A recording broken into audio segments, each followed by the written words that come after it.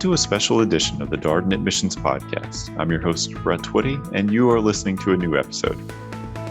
So on this episode of the podcast, we share a recording from our ongoing faculty spotlight series, Office Hours. This is a live interview with Professor Dan Murphy. He's a Global Economies and Markets faculty member. He joined us for Office Hours to share more about his story, his background, what led him to Darden, what he's researching and passionate about right now, and so much more. I think you're really going to enjoy this conversation. So without further ado, here is my interview with Dan Murphy. Dan, thank you for sharing some time out of your Friday. No, thanks for having me. I'm thrilled to be able to talk to prospective students and you, Brett.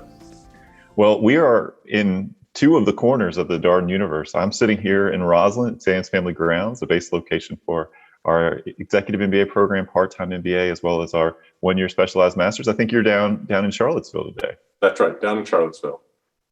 All right, well, let's kick things off with the same first question that we ask of everybody here on Office Hours. Tell us a little bit more about you and your background. Yeah, well, thanks, Brett. I grew up in Denver, Colorado. And after college, I went to Washington, D.C. I worked there for a while, both as a Congressional Hunger Fellow and then at the Urban Institute as a research associate. And the broad, like what pulled me there was sort of just questions about society, like why does society look the way it does? Why are resources allocated the way they are? And I was trying to decide, what to do after that. I thought about going to medical school. I thought about some other things. And at the end of the day, I wanted to be a social scientist. And so I ended up getting my PhD in economics. I spent 6 years in Ann Arbor, Michigan, and then came here in about 2013. So I've been here ever since then. So you mentioned going to DC after graduating. Did you know that was a path you were going to pursue when you were in college? Did you have a hunch that you were going to move to DC and kind of think about these society questions? I don't know if I had a hunch. I started off as a biochemistry major, because there were other things that I was somewhat interested. But at the end of the day, I always had this sort of sociologist bent, so to speak, or a social scientist bent. And so it wasn't until about my junior or senior year in college that I really started diving into economics and math. And then at that point, I knew I wanted to come to DC and work on policy issues. That arc, though, from biochemistry to policy issues, that's interesting. Might resonate with some of our attendees today. Yeah, I think I was curious about, this sounds a bit too ambitious at the time. I was curious about free will going into college, and I thought if I studied biochemistry, maybe I'd learn something about that. It turns out I realized I was just in a lab dealing with formaldehyde, and I was pretty terrible at labs. And so from there, I switched to math because I liked thinking about things, but having to do the labs, I was just awful at it. And then I can kind of combine the math with sort of the more social scientist aspect of what I like to do. And so that's how I switched direction.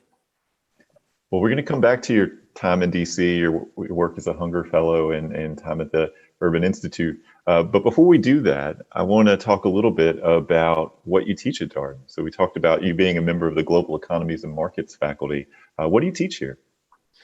So broadly, the Global Economies and Markets area focuses on macroeconomics. And I think that's kind of what distinguishes us from other business schools. When there are economics groups within a lot of other business schools, they'll focus more on microeconomics. Whereas at Darden, a lot of other areas cover the microeconomics. You'll see that in marketing, decision analysis, finance, et cetera.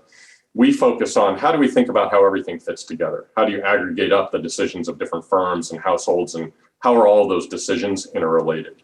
And so what we give students, what we do in class is we give students a framework for thinking about how GDP, inflation, interest rates, exchange rates, capital flows are all interconnected.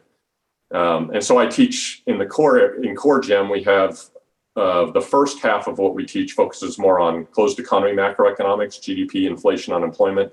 And then the second half, we talk about exchange rate, capital flows, international trade.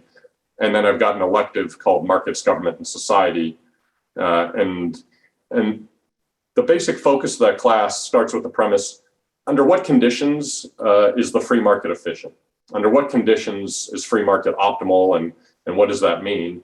And then we talk about different aspects of reality such that there might be a rationale for government intervention. And then we think about different government interventions and to see if they're actually effective at addressing whatever issues there might be and what other sort of unintended consequences there might be. So that's broadly what I teach. We're going to come back to both the GEM class, the Global Economies and Markets class, and that elective that you mentioned, and maybe also another elective a little bit later in the conversation. But what brought you to Darden? One of the fun things about these sessions is very similar to our prospective students who may be thinking about their destinations. Faculty also kind of go through a similar decision where they choose to be here and weigh different things. What brought you to Darden? Do you want the long or short answer to that question? I think we can take the long answer here. All right, I'll give you the relatively long. So I got my PhD in economics and public policy from the University of Michigan. And I thought that I was going to focus on education policy when I went in, just because I thought education is an important topic and it has so many implications. And I fell in love with macroeconomics when I got to Michigan. I started my PhD in 2007.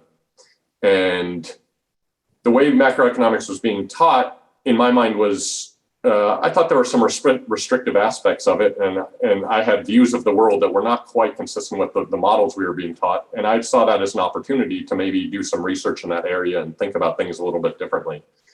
And so that's what kind of got me into macroeconomics. And at the time, the financial crisis was happening, and so the implications of the macroeconomy, or how relevant it was, were quite clear, and kind of affecting the lives of so many people. And so that really kind of pushed me in that direction. When I got out of Michigan, Darden was a unique place in that it had a focus on macroeconomics, but I think they also cared about my other background with the National Hunger Fellowship. That, it seemed to me that Darden was a place that cared about three things, like business, macroeconomics, and society, three of the things that were kind of top of my mind. And so in that sense, it was a great fit. And also the way that Darden teaches and the way that they structure classes was very consistent with the style that I liked and that I thought was most effective. And so in that sense, it was just a very fortunate match. I guess that wasn't too long of an answer. Well, long answers are okay on office hours. And one of the fun things is just to kind of hear people reflect on this decision and what mattered to you as you came to Darden. As I mentioned, it has this kind of parallel aspect to our prospective students as they weigh MBA options. So talk a little bit more about how you like to teach, because I think that's also been something that we've touched on with faculty. And you mentioned the teaching style and approach here at Darden resonating with you. What's your preferred style? Well, maybe first I'll talk about how I perceive a lot of economics classes are taught, and then I'll talk about what's different about how we teach at Darden. So the way I saw a lot of instruction in economics was, here are a bunch of curves and graphs. You kind of memorize them. You shift some curves. You memorize stuff. You regurgitate it for a test. And then you kind of forget what it actually all meant at the end of the day. Whereas I think that if we think about the curves and graphs and models that we try to teach in economics, they serve a purpose. They're basically an analogy or metaphor for the world. And at Darden, we really focus on the intuition, both the intuition behind that metaphor and how it maps into reality. And I think that's what's really unique. So just in terms of content and the focus of the class, that, I think that's unique and I think pretty useful. And then the other aspect of what we do at Darden is how we actually engage in the classroom. And what I like about Darden is students are expected to prepare and read material ahead of time. What I noticed at Michigan with a lot of undergrads, and I also taught master's in public policy students, a lot of times they would come to class just hoping to, see for the first time whatever the instructor kind of lectures them on. They jot down what they need to know for the test, and then right before the test, they cram. And it seemed to me like that was an inefficient use of everybody's time. When students first present themselves with the material ahead of time, they struggle with it themselves, and then they come into the classroom and discuss. They already have that baseline. They already have, they don't know everything. You don't absorb everything, but at least you have some questions, and you're not just trying to take notes so that you can read it later. You've read it ahead of time. You come in and you're ready to engage. And then as you ask questions of classmates and hear other classmates' perspectives, some of your questions get answered. You have the opportunity to try and articulate your own thoughts to other classmates. And so you're learning two things at the same time. One, you're learning economics, but you're also learning how to articulate your thoughts, ask questions, gain knowledge, and also share knowledge. And that to me is the beauty of the Darden classroom. I really appreciate that point because it actually aligns with something that we got here in the Q&A. And so one of the common prospective student questions, Darden has a core curriculum and no one places out of these classes. And so sometimes we'll see people with econ majors or backgrounds in some of the areas, accounting, finance. And the question we get is, how are business school graduate level courses different than undergrad courses? Do you have a perspective on, it sounds like you do, on how a graduate level business school at Darden economics course is different than an undergrad course? I think, once you get here, students will learn very quickly. It's quite different. Some of the models share similarities to what we might teach to undergrads, but we do a lot more of it. So there are two ways in which it's different. One is we'll do in about 3 days what an undergraduate class would do in a semester in terms of building up the model. And so once we have that framework, we then apply it in a whole bunch of different contexts. So we'll have a model of the macro economy, and we'll use that model to think about what is the central bank, what are their objectives, what are they doing? When there's a debate over government spending and infrastructure packages and government debt, we have a framework to think about that, and that'll be a case that we talk about. We have a case on the financial crisis, and we'll run that through our model. And so we really condense the building up of the model. Like I said, in an undergrad, the model might be a little bit simpler, and it'll be done over a semester. Here it's going to be a bit more condensed, and then we start to apply it through a bunch of real-world examples. And consistently, we hear from students that what they get out of a semester or even a quarter here is far above and beyond what they would have gotten out of, say, an undergrad class. So I think that's one of the key differences. It's not easy. I'll say that. Like you have to come prepared to work and prepared to really try. But I think the environment is there to support that.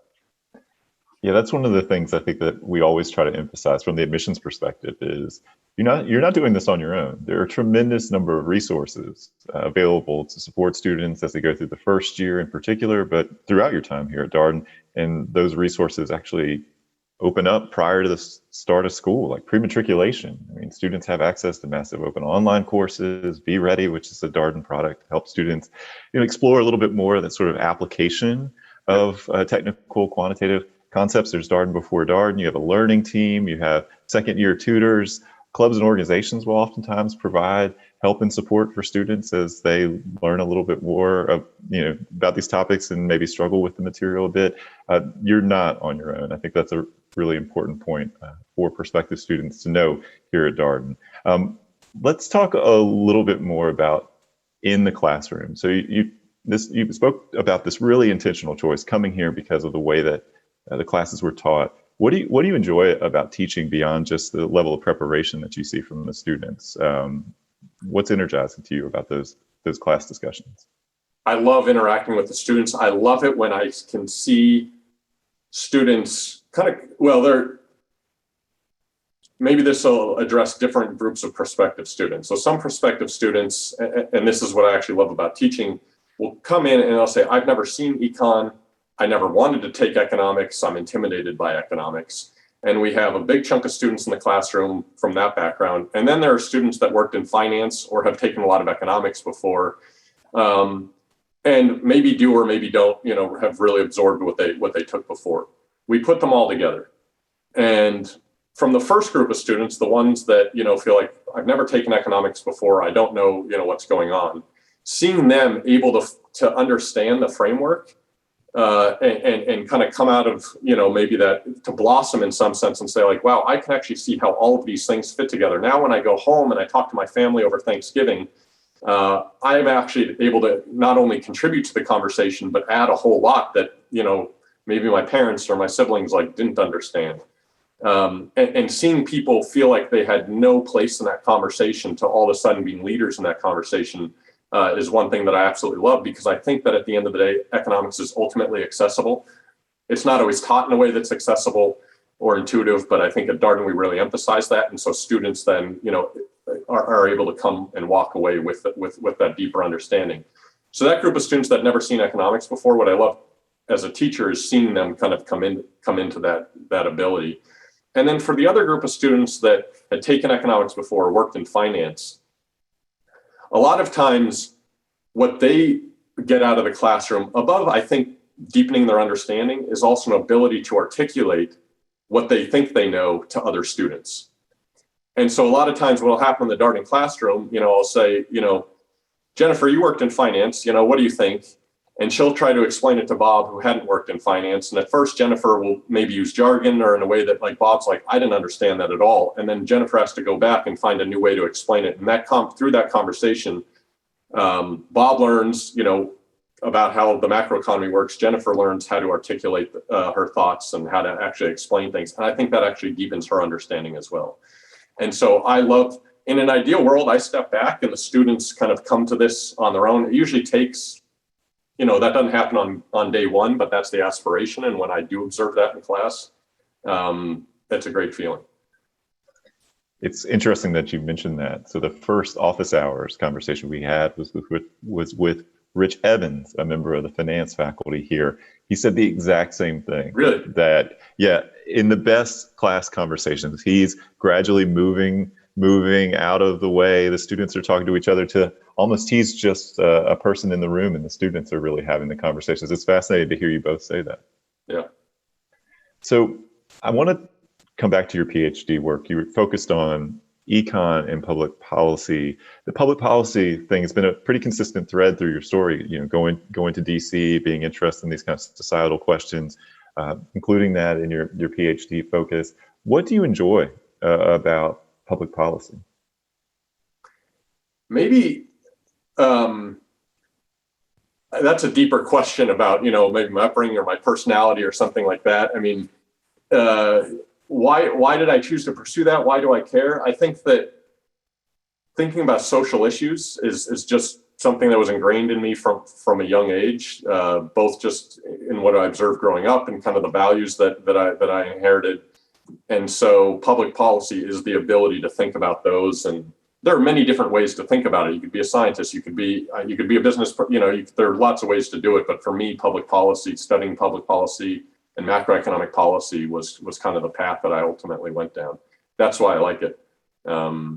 You think about more than just how does one policy affect me or my income or this or that.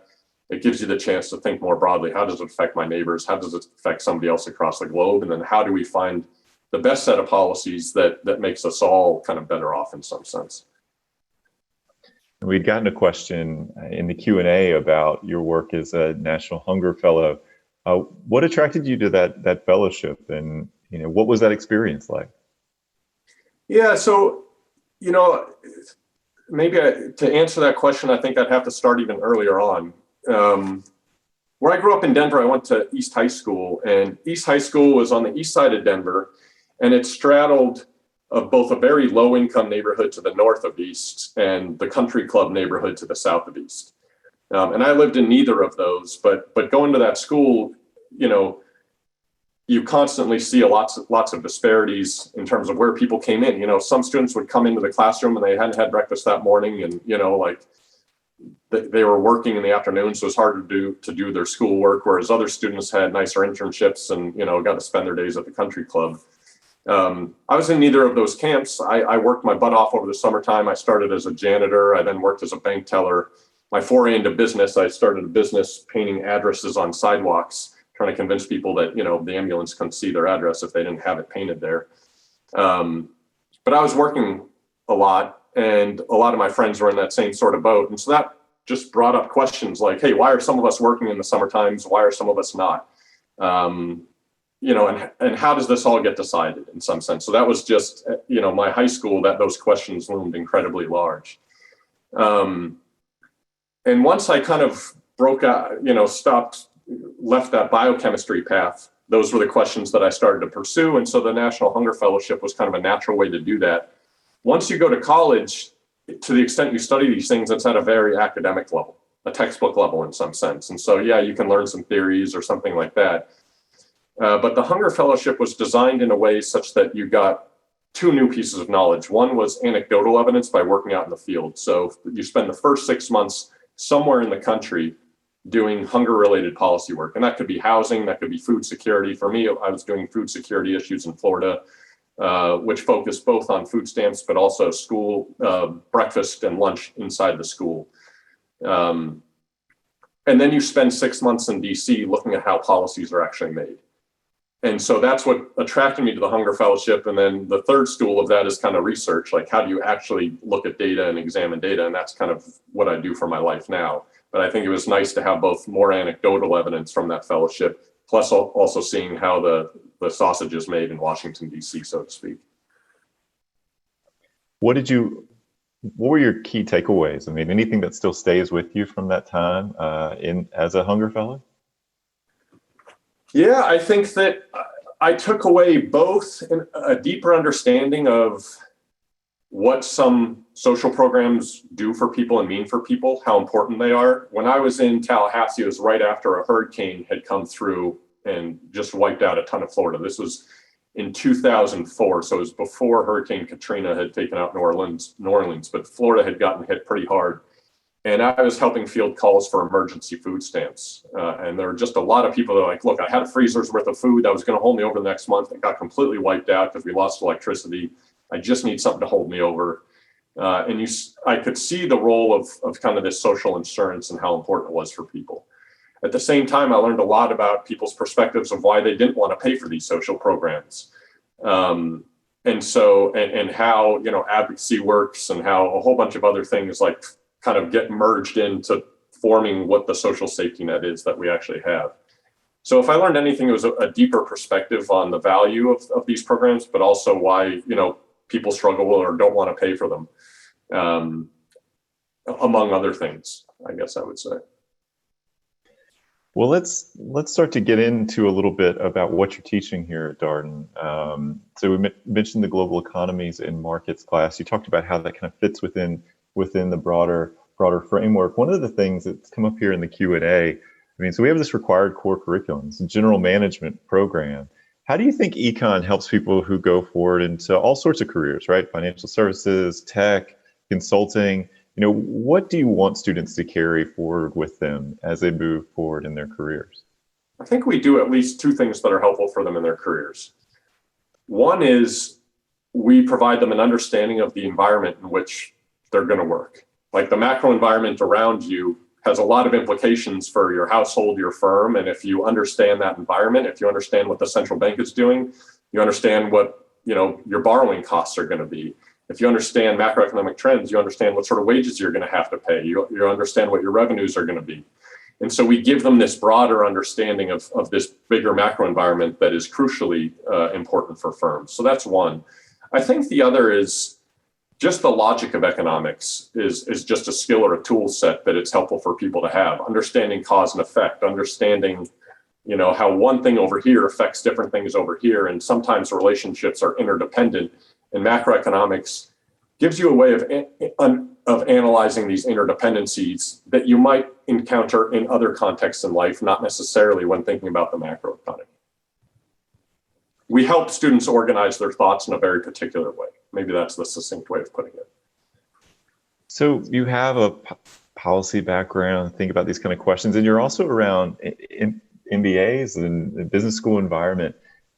We have hosted over the past, I'd say, 4 years, this ongoing conversation, part of a webinar that we actually have coming up in mid-November about the value of an MBA for policy professionals. And we have alumni come and join us for that conversation. They share their perspective, but I wonder if you have a perspective on how business training and MBA can be helpful to someone who works in policy. Yeah, without a doubt. I think that there are a lot of general skills that we help develop, both an ability to articulate your thoughts, an ability to work with other people. But if you're working at policy and business are interrelated. And so for me, I came from an economics department at a policy school, and I always thought I need more business because at the end of the day, the way businesses function determine how policies are going to get implemented and the effects of different policies. So I think from a policy professional's perspective, the concepts and the things taught in a business school are directly related. A lot of policy schools will focus on some unique skills within policy, like data skills, data skills, managing data sets so you can evaluate programs and things like that. Businesses do that too. We teach those sort of things here as well. So a lot of what you might get in the policy environment, you're also going to get an MBA, but then you're also going to learn about finance, you're going to learn about accounting, and you're going to learn about the macroeconomy. which I think there are so many contexts in life, whether it's policy or business administration, where that's going to be relevant. I don't know if that answers your question, but that's a No, 100%. I mean, what we hear from the students and alumni on that session is oftentimes it allows them to speak to multiple audiences, right? They understand the business perspective, they understand the policy perspective, perhaps because of their own background and professional training. And now they can be a translator. They can bring a perspective that maybe is a bit underrepresented in the policy area, that business viewpoint. They can advocate and sort of share that perspective. It creates a lot of versatility, is what we hear from the students. Without a doubt. All right, well, let's talk about your elective. You mentioned this government and markets elective. What was the inspiration for this elective? And tell us a little bit more about this class. In some sense, the inspiration were questions that have been on my mind ever since high school, and then that Hunger Fellowship, the sort of question of like, what should the role of government be in helping to allocate resources in our lives in general? And in some sense, it's a politically charged topic. And I found that a lot of people's answers to those questions depend on maybe in some sense what tribe they put themselves in the first place. And what I've tried to do with my own self is step back from kind of this team-oriented view of whether I believe the government should do one thing or another and start with first principles, like what are my values? And then based on those values, what do we know about the effects of different government interventions? Like what's just the evidence tell us about what would be accomplished and what wouldn't? And then once we know that, which is hard to know, that's what researchers are doing all the time, and aggregating all of that is tough. And so because we can't process all this information, we tend to maybe orient ourselves towards evidence that appeals more likely to us in the first place. And I think the role of academics is to try and step back and take a more independent perspective, and then come readdress the question, what is the role of government? And you could ask that in so many different contexts. And so I think for business students, there are so many contexts in which government will affect their lives or their businesses or their careers. What I try to do in that elective is look at these trade-offs at a very broad level across a whole number of different contexts. So I could design an elective, for example, just on housing markets. And there are people that are going to go into real estate, and that would be incredibly valuable. The way the elective is designed is so we do a little bit on housing markets, we do some on labor markets, we do some on financial markets. We talk about how these things are actually all integrated and all interrelated. And so we're giving students a broad foundation and a framework for which to at least understand trade-offs inherent in government interventions in markets. And then on their own, they can go look up more evidence, they can do a deeper dive, but we give them that foundation to be able to do so. Are people surprised that this kind of class exists in business school? I think sometimes people think of like really transactional stuff. I don't know, what's the conversation like in the classroom with the students? I would imagine you'd get into some really interesting things. I think they're interesting because I got it, but so this is the first year I've taught the elective. So we've only had 2 classes down, but the elective's full. There's excess demand for it in some sense. So, I had wondered that myself. But I find that there's a lot of interest in this elective, and not just because it talks about issues of society and government. I think you're right. We have a section of students. We have a business and public policy club. It's something along those lines. And a lot of students there are interested in the role of government.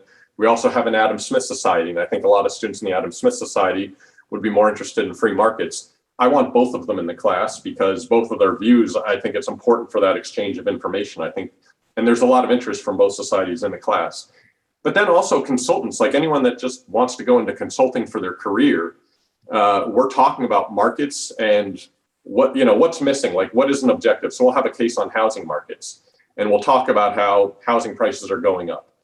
And there's a lack of affordability in some cities. Is that a role for the private sector? What has the private sector not done that it could do? So someone that's a consultant could think about what are the opportunities for new business design. What is it that the government needs to step in to do, or what could the private sector do on their own? And so these are questions that if all you care about is a career in consulting will be relevant for you. I appreciated your point about having the different perspectives in the room. That feels very much in line with what we talk with prospective students about, Darden Classroom, bringing all of that background and perspective and having a lot of difference there, because the more difference, the richer these conversations are. That's exactly right. It sounds like that's been your experience too. Yeah, like I said, I'm 2 classes in, and that seems to be the case. And so I'm hoping that continues. So we'd also talked in the prep for this session around an elective focused specifically on housing markets. This seems like something that you've been interested in perhaps for a while. You mentioned being in your PhD program, the financial crisis. Obviously, housing was at the center of that. There's this broader conversation about affordable housing that is really, really picking up, particularly in major cities like the one that I'm in right now, Washington, D.C., and other places that are really challenged by this question. What got you interested in housing? Well, I think it's such a big part of households' expenditure. About 40% of what we spend is on housing. It's such an important part of our lives, and when we get our income, so much goes to housing. And so when it's not affordable or where people don't have a place to live, it has huge implications. Also, our country is incredibly segregated, and maybe less so than it was in the past, but still very starkly. And so there's not only the ability to afford housing, but can you afford housing in a place where you're going to have access to good education and to other good, just amenities and the ability to flourish, I think is crucially important. Where you're born, independent of your other decisions in life, has huge implications for your life trajectory. And so housing touches on almost everything. And so that's what got me interested in it. My wife works for Habitat for Humanity here as well. And so we actually met at the Urban Institute. So we met there and went and, did different things for a while. And now it's interesting how often we talk. She has a lot of anecdotal evidence when she meets with clients that she's trying to help get into housing. And I've got the models in the back of my head. And I'm like, does this model correspond to how you think people are actually behaving? So that's a long-winded way of saying that's how I got interested in housing. And even though a lot of my research focus and what I've taught so far to date has been about business cycles and understanding recessions, I think a lot of where I'm going forward, I think we'll be looking at issues related to housing. So it's interesting to hear about this connection you made with your wife at the Urban Institute and your shared interest in this kind of housing, these housing considerations. What kind of work did you work on when you were at the Urban Institute? What were you focused on, a particular topic or exploring particular things? Just curious. Yeah, we were both in the Income and Benefits Center at the Urban Institute, which is fairly broad. They think about a lot of stuff related to households' income and government benefits that they might receive, whether it's food stamps. We were both working on Social Security policy primarily. So I was thinking about like how sustainable is Social Security in the United States, what changes need to be made so that the Social Security fund is solvent, et cetera, et cetera. So that's what we were doing back then. That feels like a perennial question here. I say this as someone who has 2 retired parents here in the United States, and Social Security. How long will it last? What stands out from your work on that question?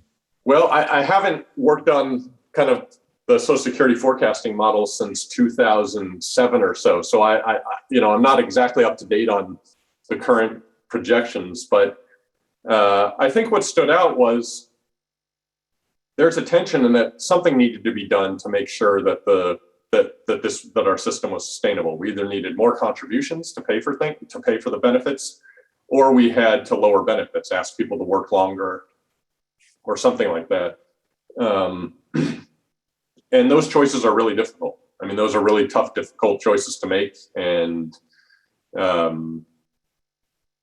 they had to be made. Maybe it was what stood out to me, I guess, so to speak. And there are different views of how they should be made, but we definitely needed to do something. Kind of building on that, and I saw we got a question here related to one of your Ideas to Action articles from recently, and we'll get to that for sure, because this is a co-production between Darden Admissions and Darden Ideas to Action, the thought leadership website that the business school has. But one of the things I know that you're really curious about, really interested in, these sort of larger debt questions for governments, societies. What brought you to that work? What got you interested in that work? Well, a lot of my work on understanding recessions has also been trying to think about how can we mitigate recessions? Because they have such devastating consequences. I saw, 2008, the implications for a lot of people that were really close to me. It was fairly personal. And so given how scarring recessions can be, a lot of my work has tried to think about what can we do to solve that. And I think that there's a growing consensus that government spending can be incredibly effective during a recession. Typically, we rely on the central bank to be the independent organization that helps manage the business cycle. And that worked quite well from, say, 1980 to 2007. But in 2008, the recession was so big, so deep, that monetary policy, or the Federal Reserve, was kind of limited in how much they could do. They did a lot. They did arguably as much as they could, but their tools were still somewhat limited. We needed more government spending. And Ben Bernanke said that as much as himself. My own research, I think, would be consistent. The findings of that would be consistent with that view. The challenge is that when you need more government spending so that you get people employed, there's debt. And we have very high and rising debt in the United States and around the world. And so there's a big concern that we don't want to add to that debt. And so the work that I'm now heavily involved in, this is with a co-author here in the econ department at UVA, Eric Young. We asked the following question: how can we preserve the best aspects of monetary policy, which is semi-independent decision-making that can act really quickly to a recession? How do you preserve that? Well, also allow for direct spending in a recession, while also trying to limit the accumulation of government debt. And it sounds like something that might be impossible. What we propose is that during normal times, during sort of normal standard run-of-the-mill recessions, central bank does normally what it does, just tries to manage the business cycle. But when we hit a really deep recession, when monetary policy becomes even more challenging, the central bank could, in principle, effectively print money, give it to the Treasury, give it to the government to directly spend. In other words, there's no additional debt brought on by the Treasury, by our government, because they're basically just taking printed money and using it. And this sounds like a terrible idea to lots of people. I think a lot of people think, oh my gosh, we're going to be Zimbabwe or the Weimar Republic, or it just brings up notions of hyperinflation. And so part of our work is trying to understand, when would this cause too much inflation? At what point, is this a good idea? When does it become a bad idea? And what we've concluded is that there's a lot of ability for this sort of a policy to help fight a recession without causing inflation. And so that's a recent paper that we've worked on. Anyone that's interested in it can go on our website and look it up. I don't want to take too much time with the details, but I know that it raises lots of questions that kind of beg for more information on the details. Well, it all does sound interesting. I wonder if the COVID disruption, what happened with the economy, go back to March 2020, and what we're still very much working through right now, did it provide an interesting context to kind of think about some of these questions related to government spending and monetary policy? Yeah, I think the government's response to COVID was heavily informed by what happened in 2008. In 2008, now the COVID crisis was a different sort of shock to the economy in some sense. So that means that there might be differences in the optimal response. But nonetheless, I think that there was a view that not enough was done after 2008, that, we had unemployment for almost a decade before it got back to its kind of normal level. And so in response to COVID, the government did a whole lot. They printed a lot of money, they spent a lot of money. And so that previous kind of experience informed the government's response. I've done some of my own research thinking about the COVID crisis and asking, if you're going to spend $1, let's say the government's going to spend, what's the best way to spend it? You could imagine different ways to spend $1. You could give it to firms, you could give it to households, you could give it to certain types of households, you give it to certain types of firms, you could just loan money. There's so many things that can be done, and some combination of all of it was done. But one of my recent papers with some co-authors at Berkeley asks, if you're going to spend $1, what's the most efficient, or gives you the most bang for your buck? Because at some point during the COVID crisis, the economy is going to tank to some extent, right? It's a health crisis, and we can't go to restaurants anymore. That's sort of natural. You almost can't solve for that with economic policy. That's a health crisis. But what you want to do is prevent the economy from falling even further. And so we ask, what sort of government spending or government policies would keep us here until the health crisis recedes, as opposed to helping us fall all the way down here? Well, you mentioned if you have to spend a dollar, how do you want to spend it? Were there any takeaways that you'd want to share? I mean, I think we're all interested in this question because there was a very robust debate, at least here in the U.S., around the world, as to who you give the money to, how you deploy the money. Do you deploy it through employers directly too? So people are, it's like effectively like getting a paycheck. The U.S., there's all sorts of different things that were tried here. Thoughts here? Yeah, and I think that the answer to that question, in answering that question, it's important to think about answers related to both equity and efficiency. Equity is just like based on our values. Like if someone's suffering, should we give them another dollar? And that's important. What I'm going to focus on, because our paper focuses more on this, is efficiency. In other words, if the economy should be here, how do we prevent it from going down here? And so in answering this question, I want to acknowledge that there are important equity considerations, but most of our paper is based on efficiency. Just how do we keep the macroeconomy from tanking, which itself helps support equity in an indirect way. And what we concluded is that giving money to households is fine. That's pretty good. And if you're going to give it to households, you want to give it to the lowest income households because they're the ones whose spending plummeted the most, and they're the ones who therefore, will support the economy back up again. So it's decent to give money to households, but what's even more important to low-income households is to give money to firms that are on the brink of exit. So let's say that there's a restaurant and they're no longer allowed to provide meals inside the restaurant. So they're not able to cover a lot of their fixed costs. They might shut down, even though they could still employ people doing carry-out meals. But if their revenues fall below fall far enough, they're going to shut down and they might have a real tough time reappearing in a few months. And when they shut down, not only are they, not employing the people that would have provided the meals in the restaurant, they're also firing people, like I said, that could have provided the meals, for carry out or whatever else. And when they fire those people, that's what has huge implications for incomes for lots of low income households. So the most effective in terms of bang for your bucks for supporting the economy, but also helping low income people, is to target those firms that are on the brink of exit. So you don't want it to give it to the biggest corporations that are going to be fine anyway. And you don't want to give it to the firms that are going to exit it. Right? You want to give it to the firms that with that additional dollar are going to be able to stay in business. And you just want to transfer that money to them so that they can sustain their employment levels. Do you feel like we have the tools to identify those firms? That was the question that I was thinking about as you were talking. That is a big question. And so I think there's more research to be done on the empirical side of this, but loosely what we propose is look at firms that are just barely profitable, the firms for which the revenues are just above their costs.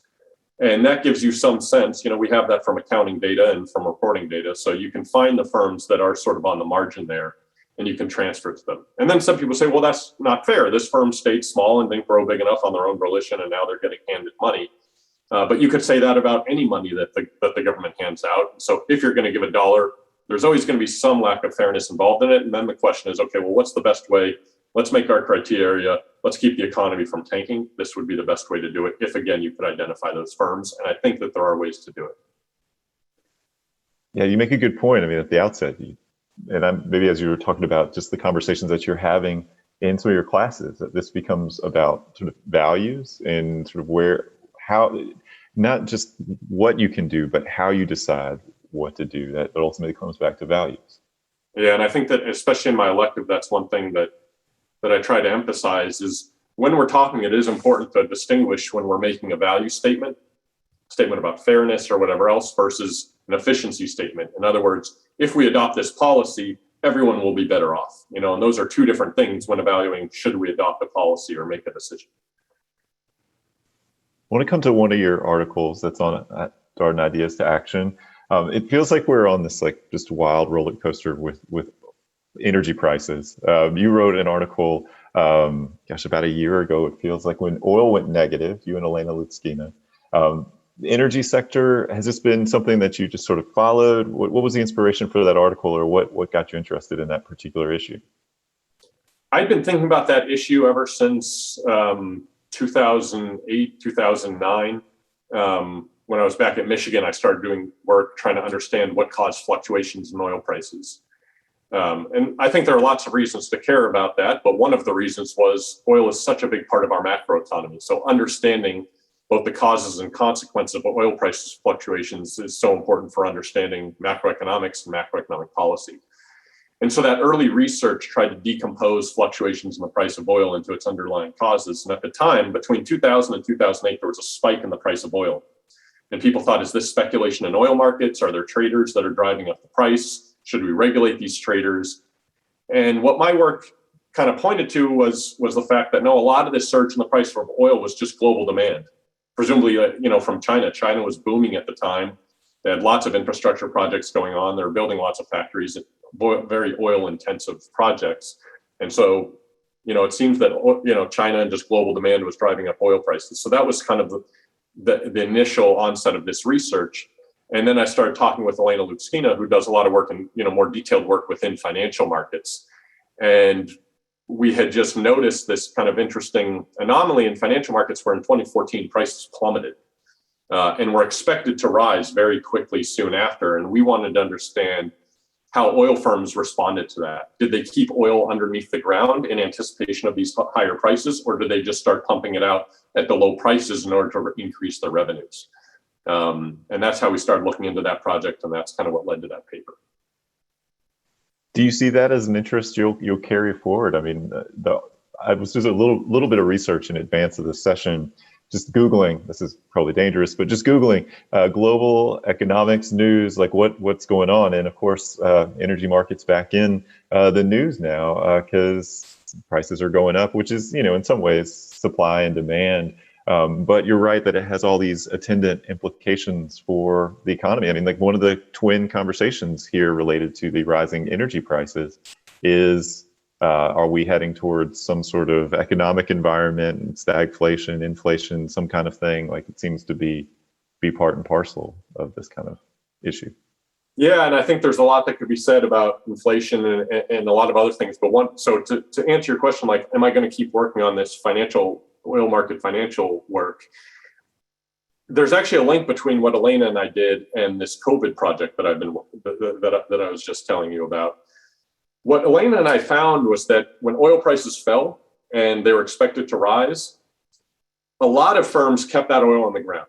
They delayed producing oil because, rationally the price was going to rise, and so then they could sell the oil, they could produce the oil later when it did rise.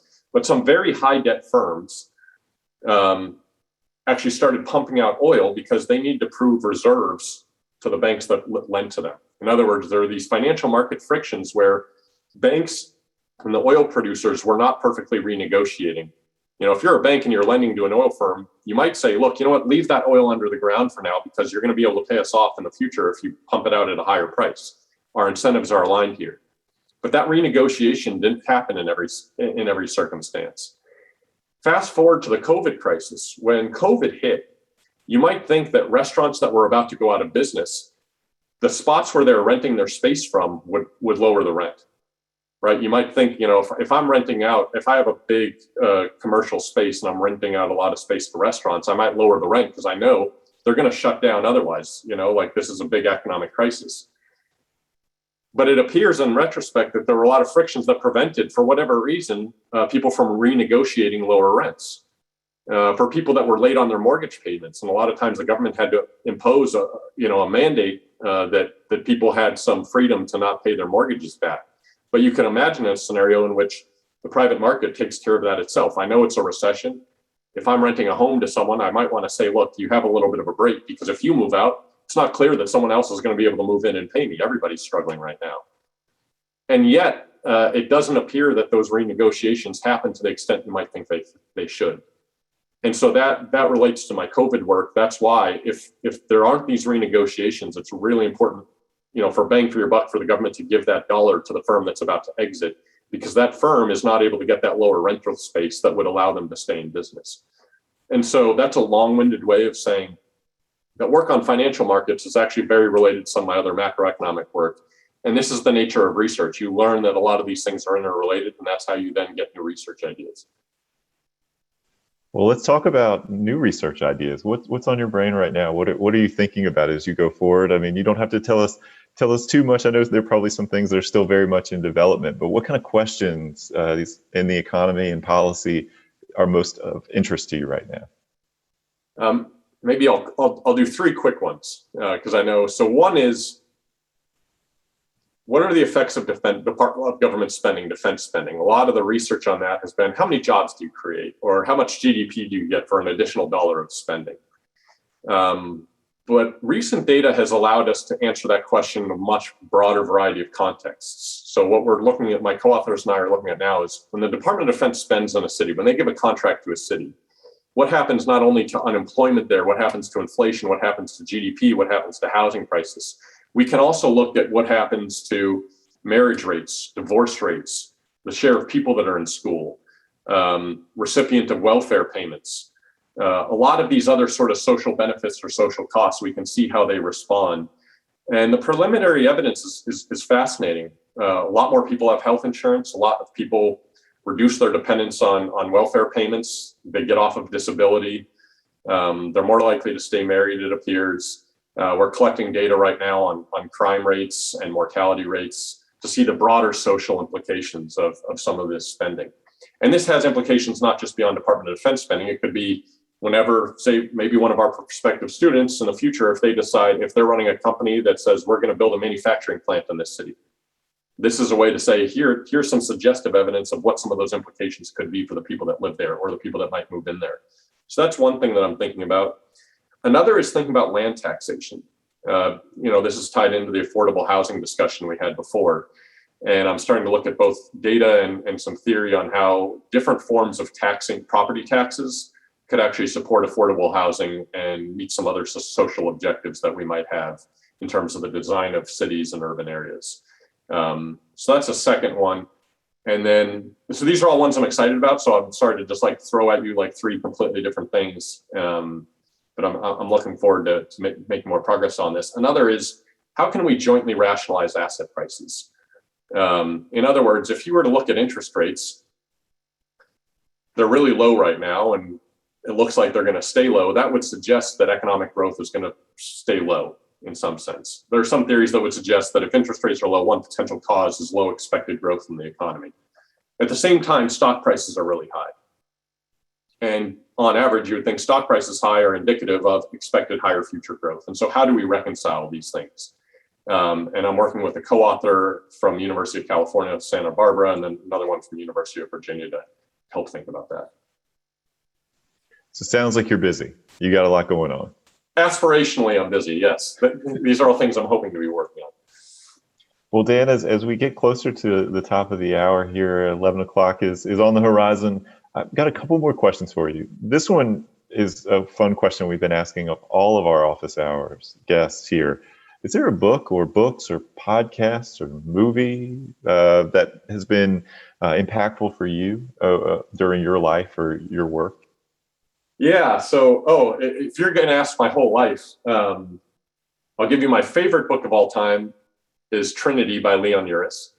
I read that as a kid, and based on that, I went and lived in Belfast, Northern Ireland for a few years, and that kind of affected a lot of just questions I raised in general. Favorite TV show is The Wire. Favorite TV show of all time. Favorite TV show right now. I love The Wire. And then in terms of books I'm reading now, I just finished an biography of Ulysses S. Grant.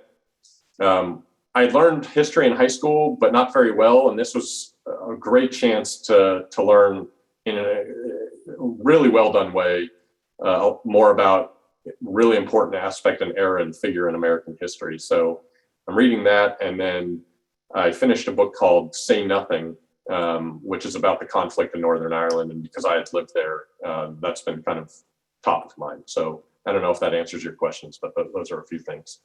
Definitely. All great selections. I say that as a fellow Wire fan, and Say Nothing is an incredible book. You've read it. Okay. Yeah. So, all right, last question for you. And I want to thank all of our attendees for being here, for all the great questions. We always get more questions than we can actually speak to here, pull from the Q&A. But Dan, last question for you. Why Darden for a prospective student?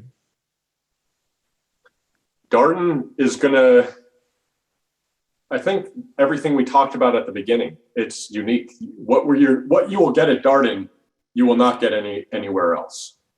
And what you could get at anywhere else, you'll at least get that at Darden, but you'll get a whole lot more. If you're really ready to push yourself, engage, learn from other people, help other people, be part of a community, and learn in a unique way that I think is a great way to learn, then Darden's the place for you. And there's so many opportunities to find your passion, find what you want to do, learn what you want to learn. I hope it's macroeconomics, but it doesn't need to be. But if it is, I'll love to see you guys here.